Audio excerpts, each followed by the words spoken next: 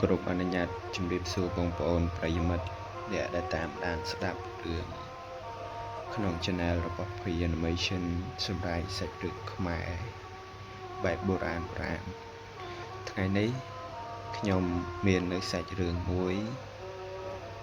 ដែលជាសាច់រឿងបែបបុរាណជាមួយនឹងគ្រូមន្តអាគមខ្មែររបស់យើងចំណងជើងនៃរឿងនោះគឺកំបាំងស្រមោលកមួននៅក្នុងនាសម័យឧដុង្គនៅក្នុងភូមិមួយដាច់ស្រយាលក្បែរជើងភ្នំដែលពោរពេញដោយព្រៃព្រឹក្សានិងអប្សត្រជាក់នៅក្នុងស្រុកនោះមានវត្តមានរបស់លោកគ្រូម្នាក់គឺឈ្មោះលោកគ្រូសែមគាត់ជាអ្នកបកកែទុទាយហើយក៏ជាគ្រូមន្តអាគមដែលមាននៅប្រជាប្រិយភាពខ្លាំងបន្ថែមពីនោះទៅទៀតកេរ្តិ៍ឈ្មោះរបស់គាត់ជាមនុស្សដែលល្បីល្បាញខ្លាំងណាស់នៅក្នុងស្រុកភូមិនាសម័យឧដុង្គនោះអ្វីដែលធ្វើឲ្យគាត់ល្បីល្បាញបំផុតនោះគឺជំនាញពិសេសមួយដែលគ្មានអ្នកណាអាចធ្វើដូចគាត់បានគឺការសិតនៅរូបមនុស្សដោយប្រើនៅកមួនឃ្មុំព្រៃបែបបុរាណរូបសិតកមួនដែលចេញពីដៃរបស់គាត់គឺលោកគ្រូសែមមានលក្ខណៈដូចជារស់រវើកប្រៀបដូចជាមនុស្សមានជីវិតពិតអញ្ចឹងស្បែកក្រមួនមានពណ៌ដូចជាស្បែកមនុស្សហើយមានមុខមាត់និងរចនាសម្ព័ន្ធដៃជើងនឹងដូចមនុស្សបេដាហើយមានទាំងស្នាមញញឹមរហូតដល់អ្នកស្រុកនិយាយតគ្នាថារូបក្រមួនទាំងនោះមានដង្ហើមហើយក៏មានវិញ្ញាណដែរនឹងចេះសម្លឹងមើលមនុស្សដែលដើរផ្លាស់ប្ដូរកាត់នោះប៉ុន្តែអ្វីដែលអ្នកភូមិមិនដែលបានដឹងនិងមិនដែលបានឃើញសង្ស័យនោះថាលោកគ្រូសែមមិនបានប្រើតែកមួនឃ្មុំធម្មតាទេមកសិតរូបឡើយរាល់ពេលដែលគាត់ប្រើរូបក្រមួនសិតម្ដងគាត់តែងតែលួចទៅគាស់ភ្នោខ្មោចនៅកណ្ដាលអាត្រៀតដើម្បីយកក្រមួនសពគឺជាក្រមួនរបស់មនុស្សដែលគេយកទៅបិទនៅលើភ្នែកហើយនឹងច្រមុះរបស់គាត់ដែលស្លាប់តៃហោងដើម្បីកុំឲ្យព្រលឹងចេញក្រៅគេយកមកលាយជាមួយនឹងប្រេងម្សៅបុរាណព្រមទាំងសរសៃសក់និងឈាមស្រស់របស់អ្នកដែលនៅរស់នៅចំកណ្ដាល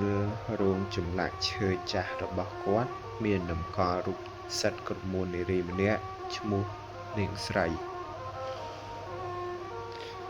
និយាយអំពីប្រវត្តិនាងស្រី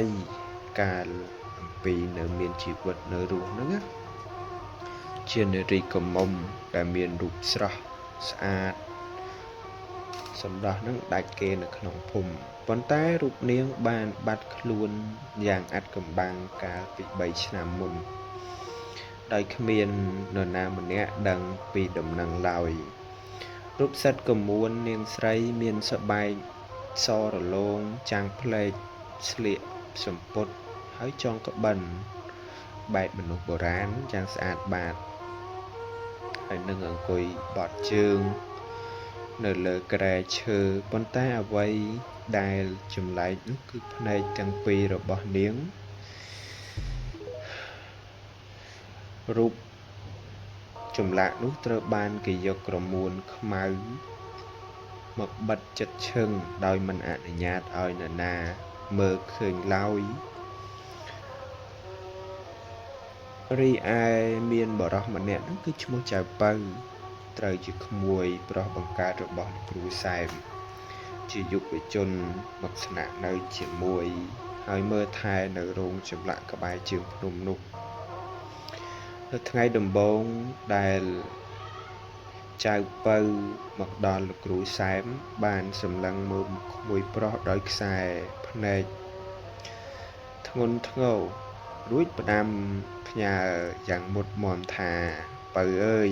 នៅពេលយប់ឡើងឯងដើរលេងនៅកន្លែងណាបានទាំងអស់លើកលែងតែរោងចម្លាក់ខាងក្រោយផ្ទះមួយដាច់ខាតកុំចូលទៅជិតរូបសត្វក្រមួននាងស្រីឲ្យសោះហើយប្រសិនបើឯងចៃដន្យឃើញក្រមួនខ្មៅដែលបិទភ្នែកនោះនាងចាប់ផ្ដើមរលាយចូលឬរបូតចេញរត់ឲ្យលឿនបំផុតស្ទុះចេញពីទីនោះហើយដាច់ខាតគុំសម្លឹងមើលចាំផ្នែករបស់នាងឲ្យសោះចៅពៅក៏បានងក់ក្បាលព្រមទាំងទទួលពាក្យទាំងងើយឆ្ងល់ប៉ុន្តែក្នុងចិត្តរបស់គេនៅតែមានមន្ទិលសៅហ្មងសង្ស័យជានិច្ចថារាត្រីនារដូវរំភើយហើយខ្យល់បក់បោកយ៉ាងខ្លាំងប្រកែវបង្អួចរោងចម្លាក់លាន់ឮប្រាំងប្រាំងសំឡេងស្លឹកឈើក្រៀមរិចរិលរលាយក្នុងព្រៃនិងសំឡេងសត្វទីងទុយយំយ៉ាក់ក្រលួចលើដំបូលផ្ទះចៅពៅបានភ្ញាក់ពីដំណេកនៅវេលាយាមទី3ប្រហែលម៉ោង2អធ្រាត្រដោយសារតែគេបានឮសំឡេងចម្លែកមួយលាន់ចេញពីរោងចម្លាក់ខាងក្រោយផ្ទះវាជាសំឡេងដ៏ដង្ហើមយ៉ាងធ្ងន់ធ្ងរហើយធំទៀតសំឡេងតក់នៃរាវរលាយតក់ហើយដោយភាពចង់ឃើញនិងភាពក្លាហានយុវជនចៅពៅបានអុជចង្គៀងប្រេងកាតរួចដើរយឺតតម្រង់ទៅកាន់រោងចម្លាក់ងឹតសុកនោះនៅពេលគេរុញទ្វារឈើរោងចម្លាក់បើកបន្តិចសំឡេងកកែឈើក្រាតបានលាន់ឡើងពន្លឺចង្គៀងប្រេងកាតបានចាំងប៉ះចំរូបសត្វទៀនក្រមួននាងស្រីអ្វីដែលធ្វើឲ្យចៅពៅភ័យតក់ស្លុតនោះរហូតដល់បែកញើសពេញខ្លួនហើយពេញក្បាលក្រមួនខ្មៅដែលធ្លាប់តែបិទចិត្តនៅលើភ្នែករបស់នាងស្រីពៅហ្នឹងបានចាប់ផ្ដើមរលាយហូរស្រក់ជាតក់ចុះមកលើថ្ពាល់នៅពេលក្រមួនខ្មៅរលាយអស់ភ្នែកទាំងពីរខាងក្នុងនោះមិនមែនជាភ្នែកធ្វើពីក្រមួនឡើយវាប្រាកកែវភ្នែកជាមនុស្សស្រស់មានសរសៃឈាមក្រហមក្រាកដែលកំពុងតែក្រឡែកចុះឡើងយ៉ាងរហ័សរួចបង្វិលមកសម្លឹងចំមុខចៅពៅយ៉ាងមុតរំពេចនោះបបោមាត់របស់រូបសត្វក្រមួននាងស្រីបានចាប់ផ្ដើមកម្រើកម្ដងបន្តិចហើយញញឹមយ៉ាងគួរឲ្យខ្លាចស្នាមញញឹមនោះបានធ្វើឲ្យសាច់ក្រមួនដ៏ស្រស់ស្អាតនៅលើផ្ទៃមុខចាប់ផ្ដើមប្រេះចេញជាស្នាមប្រឡាក់រហូតលេចឃើញសាច់ស្រស់និងឆ្អឹងសស្ទុះនិងខាងក្នុងសំឡេងស្រីម្នាក់ត្រជាក់ស្រេបហើយនឹងញ័ររន្ធត់បានលាន់ចេញពីបំពង់កនៃរូបចម្លាក់នោះខណៈនោះដែរលោកគ្រូសែមយកសាច់និងឈាមឲ្យមកធ្វើ ជាដងខ្លួនយកផ្នែកខ្ញុំមកធ្វើជាផ្នែកក្រមួនឥឡូវនេះខ្ញុំត្រូវការកម្លាំងធាតុទាំង4និងវិញ្ញាណមនុស្សរស់មកបំពេញឲ្យខ្ញុំរស់ឡើងវិញរាងកាយក្រមួនរបស់នាងស្រីចាប់ផ្ដើមរលាយបន្តិចម្ដងដោយសារដំរែកបណ្ដាសាវាប្រែជារាវក្រមួនពណ៌ក្រហមឆ្អៅដូចជាឈាមស្រស់វានៅលើក្តារបន្ទះផ្ទះដូចជាវងនៃពពួកសត្វអាសេរពិសតម្រង់មកជើងរបស់ចៅពៅខណៈពេលនោះដែរចៅពៅចាប់ផ្ដើមតក់ស្លុតយ៉ាងខ្លាំងហើយ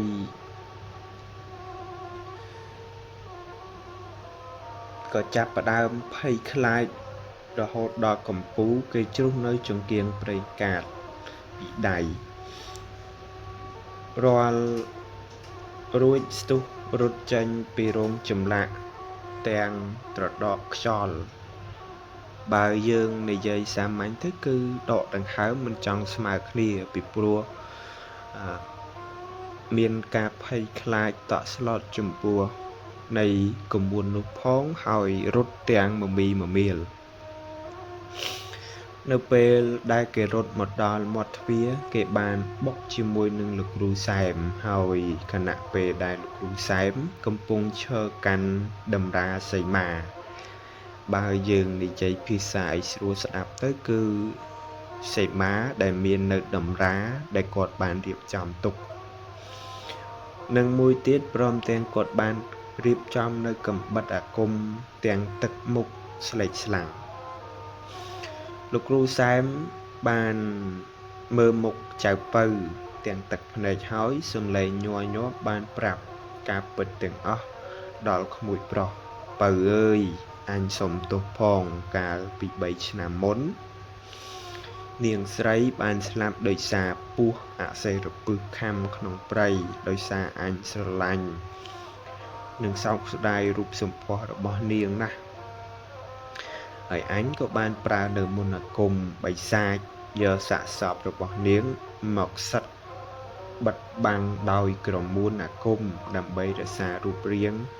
របស់នាងនិងព្រលឹងរបស់នាងប៉ុន្តែអញក៏មិនដឹង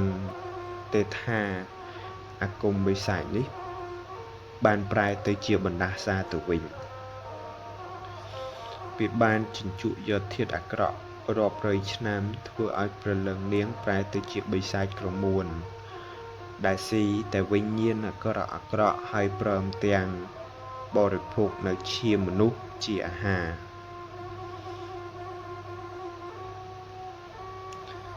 មិនទាន់ទាំងនិយាយចប់ផងក្រមួននោះក៏ប្រែទៅជារាវបិសាចពណ៌ក្រហមនោះបានបាញ់ចេញពីរោងចម្លាក់ដូចជាខ្សែរលករួចស្ទុះមកពាត់ជើងនិងរាងកាយរបស់លោកគ្រូសែមយ៉ាងលឿនកញ្ចក់ដៃក្រមួនដ៏ស្រួចវែងបានចាក់ទម្លុះចូលទៅក្នុងស្បែករបស់លោកគ្រូសែមធ្វើឲ្យគាត់ស្រែកធ្ងោដោយការឈឺចាប់យ៉ាងវេទនាក្តៅក្រហាយណាស់វាជក់ឈាមអញហើយក្រមួននោះបានព្យាយាមទាញលោកគ្រូសែមចូលទៅក្នុងអណ្ដាតនៃរោងចម្លាក់វិញលោកគ្រូសែមដឹងខ្លួនថាជីវិតរបស់គាត់ត្រូវតែបញ្ចប់នៅក្នុងរាត្រីនេះគាត់ប្រើប្រាស់កម្លាំងដៃរបស់គាត់ដែលនៅសល់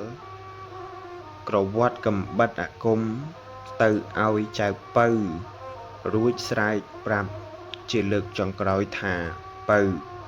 យកភ្លើងដុតរោងចម្លាក់នេះចោលទៅដុតក្រមួនអាក្រក់នេះឲ្យអស់កុំឲ្យវាចេញទៅធ្វើបាបអ្នកស្រុកអ្នកភូមិនិងយកជីវិតមនុស្សទៀតឲ្យសោះលឿនឡើងចៅពៅញ័រជើងញ័រដៃទឹកភ្នែកហូរស្រក់ដោយក្តីសោកស្ដាយប៉ុន្តែដោយសារឃើញនៅបិសាចក្រមួនកំពុងតែលេបតបាក់រាងកាយរបស់លោកគ្រូសែមនឹងរៀបនឹងស្ទុះ មកលើរូបគេចៅពៅបានសម្រេចចិត្តទាញនៅចង្គៀងប្រេងកាតដែលនៅជិតនោះរួចក្រវាត់ទៅលើគំនរនៃក្រមួនប្រេងនោះនឹងឈើចាស់ចាស់នៅក្នុងរោងចម្លាក់នោះហើយភ្លើងក៏ចេញជាអណ្ដាតភ្លើងវូក្រហមច្រាលបានឆាបឆេះឡើងយ៉ាងសន្ធោសន្ធៅពេញរោងចម្លាក់តែម្ដងសំឡេងស្រែកធ្ងោដោយការឈឺចាប់និងវេទនាបំផុតគួរឲ្យភ័យខ្លាចហើយតក់ស្លុតនិងព្រមទាំងសំឡេងសោចយ៉ាងខ្លាំងក្លារបស់បិសាចក្រមួននោះលាយឡំជាមួយនឹងសំឡេងលោកគ្រូសែមទៀតផងបានលាន់លើសុសសាយពេញផ្ទៃមេឃនៃរាត្រីងងឹតទៀតផងខណៈមុនពេលរោងចម្លាក់ទាំងមូលត្រូវបានអណ្ដាតភ្លើងស៊ីបំផ្លាញដោយព្រះអគ្គីព្រមទាំងព្រះវេយោបានបោកកំទេចទីកន្លែងនៃរោងចម្លាក់នោះរហូតបាក់រលំដួលខ្ទេចខ្ទីដល់ដីផេះផងនឹងសេះសល់នៅក្នុងពេលព្រឹកព្រលឹមក្នុងវេលាម៉ោង4ទៀបភ្លឺទឹកសន្សើមក៏ចាប់ផ្ដើមធ្លាក់ព្រះវិយោក៏ចាប់ផ្ដើមបង្អោរមករីឯព្រះភិរុនក៏បានភ្លៀងដោយសេចក្តីស្ងប់ស្ងាត់រលឹមតិចចំណែកឯព្រះអាទិត្យចាប់ផ្ដើមរះបំភ្លឺនៃលោកាក្នុងភូមិនោះអ្នកស្រុកជាច្រើនអ្នករួមជាមួយនឹងចៅពៅបានធ្វើដំណើរមកពិនិត្យមើលទីតាំងនៃរោងចម្លាក់ដែលបានឆេះខ្ទេចខ្ទីនៅក្រោមគំនរផេះផងនឹងឈើខ្មៅពួកគេបានប្រទះឃើញនៅឆ្អឹងរបស់លោកគ្រូសែមដែលត្រូវបានព្រះអគ្គីឆាបឆេះនៅក្នុងពេលយប់មិញនេះអ្នកភូមិទាំងអស់បានសម្ដែងនៅសេចក្តីសោកសៅសេចក្តីទោមនស្សយ៉ាងខ្លាំងដែលបាត់បង់នៅមនុស្សបែបបុរាណដែលជាអ្នកចេះដឹងនៅមុនគុំផងហើយក៏មាននៅសេចក្តីរំលែកនៅទុក្ខមរណៈនេះផងប៉ុន្តែនៅខណៈពេលដែលចៅពៅកំពុងរៀបចំប្រមូលធៀបរបស់លោកគ្រូសែមចៅពៅក៏ចាប់ផ្ដើមប្រទះឃើញនៅដុំមួយទូចដុំនោះគេហៅថាដុំក្រមួនទូចមួយដែលមានពណ៌ខ្មៅរលោងប្រៀបបានដូចជាដើមក្រញូងដែលស្ថិតនៅចំកណ្ដាលនៃសាច់ផេះនោះហើយដុំក្រមួននោះចម្លែកត្រង់ថាភ្លើងអាស្រមដ៏ក្តៅកគុកមិនអាចឆេះរលរៀលឬធ្វើឲ្យរលាយបានឡើយដោយភាពចង់ដឹងរបស់ចៅពៅបានលូកដៃទៅលើដុំក្រមួនទូចនោះមកកាន់លើបាតដៃរំពេចនោះស្នាមព្រះទូចមួយនៅលើដុំក្រមួននោះបានប្រែក្លាយទៅជារូបរាងបបោមាត់ទូចមួយរួចខ្សឹបដាក់ត្រចៀកចៅពៅយ៉ាងត្រជាក់ស្របថាចាំជួបគ្នានៅយប់ខាងមុខទើបដុំក្រមួននោះប្រែជារឹងកំព្រឹសហើយបាត់បង់នៅជាប់ទៅវិញប្រៀបបានដូចជាគ្មានអ្វីកាត់ឡើងចៅពៅឈរស្ងៀមថ្មឹងញ័រខ្លួនរន្ធត់ព្រោះគេដឹងថាបណ្ដាសានៃបិសាចក្រមួននេះមិនទាន់ត្រូវបំផ្លាញអស់នៅឡើយទេជ ជាចង់មិនចប់នៃសាច់រឿងខ្ញុំបាទសូមអរគុណណាស់ចំពោះប្រិយមិត្តបងប្អូនទាំងអស់ដែលបានចូលរួមស្ដាប់នៅក្នុង Channel របស់ P Animation សូមអរគុណណាស់ហើយនឹងអាចមានភាពបន្តទៀតបើសិនណាបងប្អូនចូលស្ដាប់ហើយសូមកុំភ្លេចជួយចុច Like ហើយជួយចុច Subscribe បន្តទៀតដើម្បីទទួលបាននៅវីដេអូបន្តបន្ទាប់អំពី Channel របស់ P Animation យ៉ាងណាមិញក៏សូមប្រកបជួបតែសេចក្តីសុខសូមជូនពរដល់បងប្អូនទាំងអស់ដែលបានចូលរួមស្ដាប់នេះសូមទទួលបាននៅសេចក្តីសុខសេចក្តីចម្រើនហើយប្រកបមុខរបរអ្វីគ្រប់យ៉ាងសូមឲ្យសម្រេចដោយសេចក្តីប្រាថ្នាម្យ៉ាងវិញទៀតបើបងប្អូនបានឃើញបានឮហើយសូមកុំភ្លេចជួយចុច Like ហើយជួយចុច Subscribe ផងសូមអរគុណ